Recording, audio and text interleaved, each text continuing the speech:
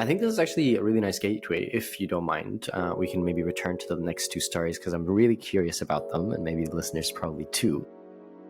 Hello, and welcome to the Regenerative Edge.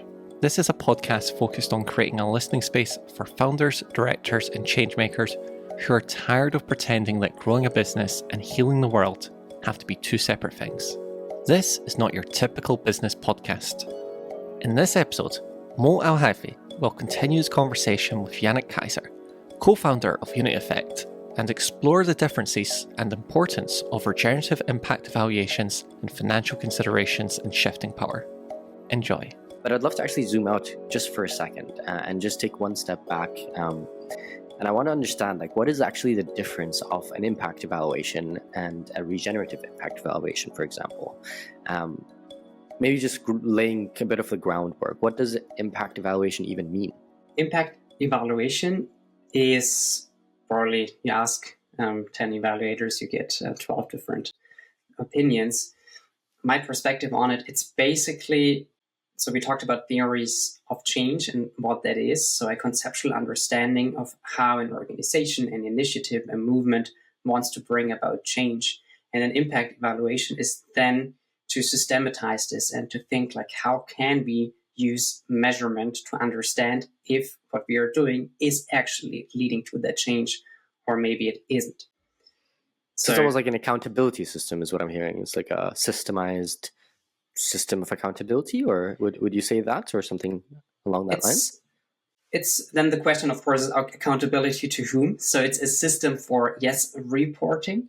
So sometimes, especially if there are external stakeholders involved, like reporting, this is what we did, with the funds that we had, etc. It's also a tool for internal learning at the same time. So is what we do actually working? Maybe it isn't. Maybe some things are working better than we thought. So there's this very strong internal learning component, ideally. It's not always lived that way, but it's, yes, internal learning, it's external reporting.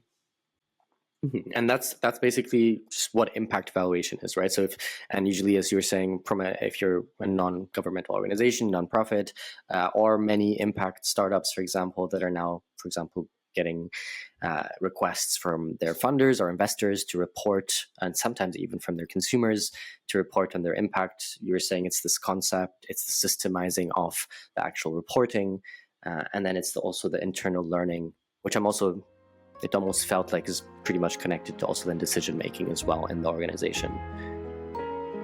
In a world of purpose and mission-led organizations, impact evaluation may seem like a technical exercise, a set of metrics, reports, and a dashboard. But beneath that sits a deeper question.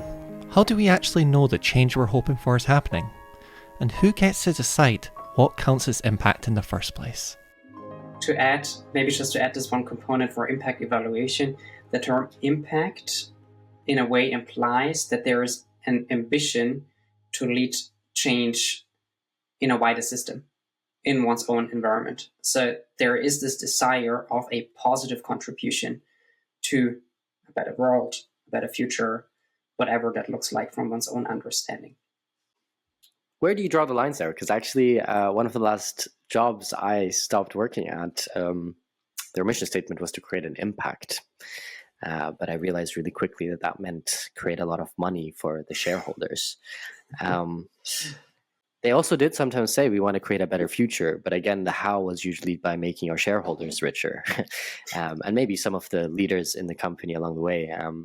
So, where do you draw that line? What does that mean when you're saying, is it enough if I'm wanting to build a better future because maybe going on Mars might be nice? So, and probably I don't have an easy answer. We have to draw lines. And we might also come to this with the regenerative approach, because then it's the question, again, who decides where the line is. Personally, I pay a lot of attention to authenticity.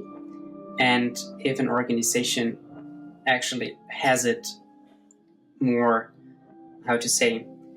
mapped out and written out in their mission statements, in their vision statements, and if this is something that is also being lived into and not only used for, you could call it now purpose washing or impact washing to attract clients or funders. So if there's this genuine desire to contribute to a better world. But I see the point. It's tricky because there are also many organizations and actors out there who state that they want to contribute to a better world, but it might be very contradictory to our understanding of what that is. Thank you for listening to The Regenerative Edge. We hope you've enjoyed today's episode and will tune into our next installment for more Jannik and a deeper discussion on impact evaluations and what a regenerative approach looks like, alongside financial considerations and shifting power. To continue the discussion yourself, you can visit the website in our description. The Regenerative Edge is stewarded by Zebra Growth, an agency working to shift the marketing landscape for intention and practice towards a regenerative approach that nurtures resilience, cultivates connection, and redefines what success can mean. This podcast is also nourished by the talent and insight of our foundational partners, Unity Effect and Tandem, who you'll meet throughout Season 1. Walk to the edge with us. The bridge is wide enough for all.